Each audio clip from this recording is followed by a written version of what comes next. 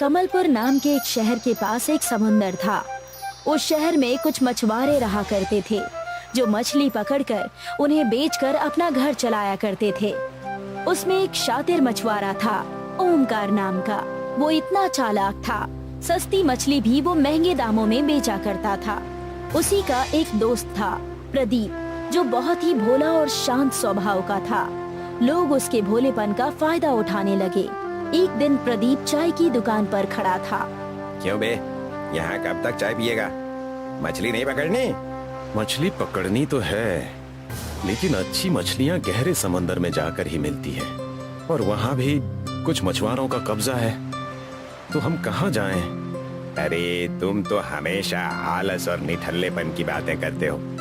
आज चलो मेरे साथ, हम दोनों दोस्त मछलियाँ पकड़कर घर ले आएंगे। और दोनों दोस्त मछलियाँ पकड़ने समुद्र पर जाते हैं। बड़ी बड़ी लहरें चल रही होती है। समुद्र में तूफान आने के संकेत होते हैं। जैसे ही ओमकार और प्रदीप समुद्र के अंदर पहुंचते हैं, वहां उन्हें दो खूंखार मछुआरे मिल जाते हैं। अरे ये देखो, वहाँ से दो और मछुआरे आ रहे हैं। लगता है इन्हें भी मछलियाँ पकड़नी है, इसीलिए ये इतने गहरे समंदर तक आ गए हैं। हमें इन्हें यहाँ से भगाना होगा, वरना ये दोनों ही हमारी मछलियाँ ले जाएंगे। तुमने ठीक कहा, रुको अभी इन्हें मजा चखाते हैं। प्रदीप और ओमकार ने जैसे ही उन दोनों गुंडे मछुआरों को अपने पास आते हुए देखा, ओमकार समझ गया कि कुछ तो गड़बड़ है। क्यों, तुम दोनों अगर यहाँ मछली पकड़ने आए हो तो क्या हम समंदर में घास छीलेंगे? नहीं नहीं भाई, घास क्यों छीलोगे? इतना बड़ा समंदर है, मछलियाँ ही पकड़ लेना। बहुत जबान चल रही है तुम्हारी। जानते नहीं हो कौन है हम? ये पूरा समंदर हमारा इलाका है। ओमकार ने यहाँ चतुराई के साथ जवाब दिया और कहा, अरे आप दोनों तो गुस्सा हो रहे हैं, ये तो कुछ भी बोलते रहता है। हम जितनी भी मछलियाँ पकड़ेंगे उसकी आधी हम आपको दे देंगे। इससे आप भी खुश और हम भी खुश। तुम हमें समझदार लगते हो। चलो, तुम्हारी समझदारी के कारण हम तुम्हें अपने साथ रख लेंगे, लेकिन इस लड़के को भगाओ यहाँ से, वरना इसकी नाव तोड़कर इसे हम समंदर में कहीं का नहीं छोड़ेंगे। उन मछुआरों की बात सुनकर ओमकार खुश हो गया। उन्होंने ओमकार को मछली पकड़ने की इजाजत दे दी। चलो जाओ तुम यहाँ से, वरना तुम्हारी वजह से ये मुझे भी मछली पकड़ने नहीं देंगे। चले जाओ यहाँ से। अगर मैं यहाँ से चला जाऊंगा तो मछली कहाँ पकड़ूंगा? मेरा परिवार भूखा रह जाएगा। जाओ किनारे की तरफ जाकर पकड़ो और वहीं रहना। प्रदीप वहाँ से मायूस होकर चला जाता है। वहाँ जाकर उसे कड़ी मेहनत करने के बाद भी 4 मछलियाँ ही मिलती हैं। उन चारों मछलियों को लेकर वो बाजार में बेचने चला जाता है। वहीं बाजार में वो ओमकार को देखकर दंग रह जाता है। वो देखता है कि ओमकार के पास बहुत सारी मछलियाँ हैं। तुमने इतनी सारी मछलियाँ पकड़ ली? मुझे तो बस 4 ही मिली।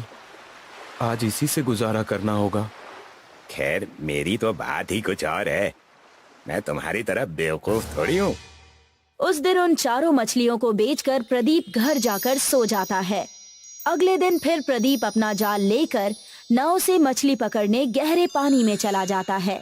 उस दिन समुद्र में तूफान आया और जोर से बारिश हो रही थी।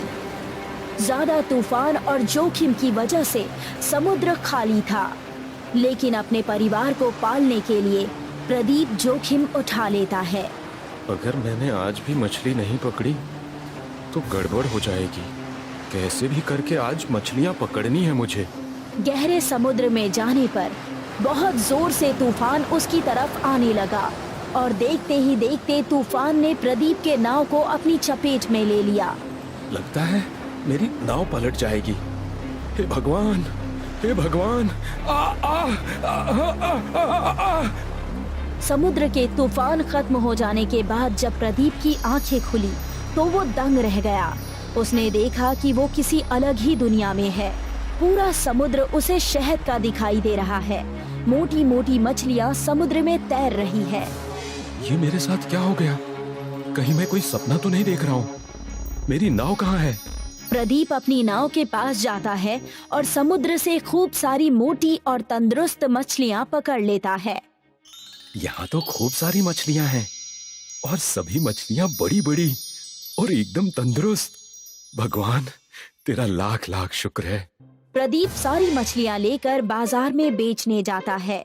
वहीं उसे ओमकार नजर आता है, जिसकी टोकरी में सिर्फ 4 ही मछलियाँ होती है और प्रदीप की टोकरी पूरी मछलियों से भरी हुई रहती है। ताजा ताजा मछलियाँ, सस्ते में मछलियाँ।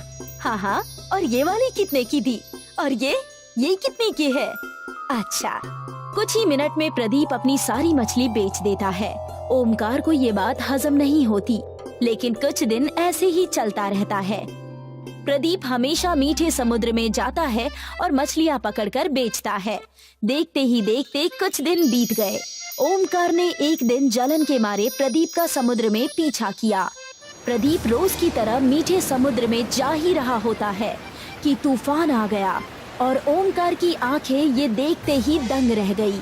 प्रदीप को तूफान में जाता देख ओमकार भी उसी तूफान में चला गया।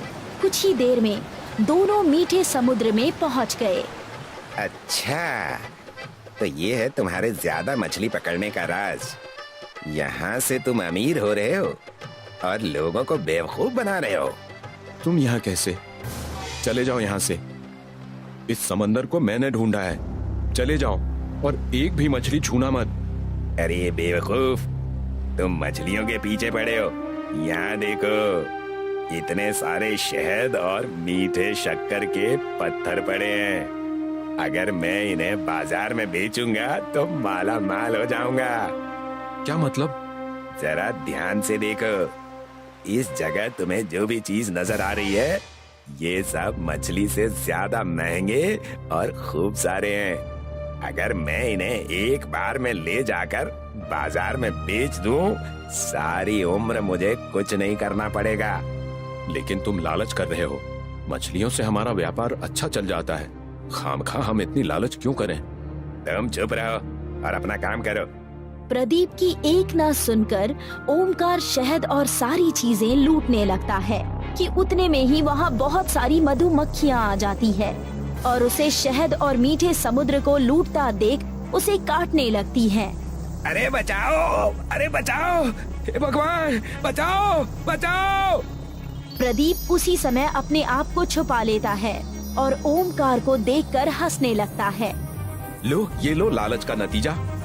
मिल गया ना प्रसाद तुम्हें, और बनो अमीर। इसी के साथ मीठे समुद्र की मदद से प्रदीप मछलियाँ बेचकर अमीर हो जाता है। ओमकार को उसकी लालच की सजा मिल गई थी और प्रदीप और उसका परिवार खुशी खुशी रहने लगे।